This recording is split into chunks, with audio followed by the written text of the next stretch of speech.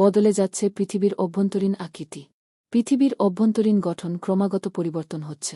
বিজ্ঞানীরা আজকাল পৃথিবীর অভ্যন্তরের গঠন নিয়ে নতুন নতুন গবেষণা করছেন এবং তারা আবিষ্কার করেছেন যে পৃথিবীর কেন্দ্রীয় গঠন এবং তাপমাত্রা পরিবর্তন হচ্ছে। পৃথিবীর গা কেন্দ্র, যা মূলত লোহা এবং নিকেল দ্বারা তৈরি, তার মধ্যে পরিবর্তন আসছে। গবেষণার মাধ্যমে জানা গেছে যে পৃথিবীর অভ্যন্তরে প্রচুর তাপ উৎপন্ন হচ্ছে, যা ভূমিকম্প এবং আগ্নেয়গিরির ঘটনার সাথে সম্পর্কিত। এছাড়া ক্রাস্ট, ম্যান্টল এবং কোরের মধ্যে শক্তি বিনিময় এই পরিবর্তনগুলির পেছনে মূল কারণ। এই পরিবর্তন পৃথিবীর ভূতাত্ত্বিক কার্যক্রমে ব্যাপক প্রভাব ফেলছে এবং ভবিষ্যতে আরও বড় আকারে পরিবর্তন ঘটতে পারে।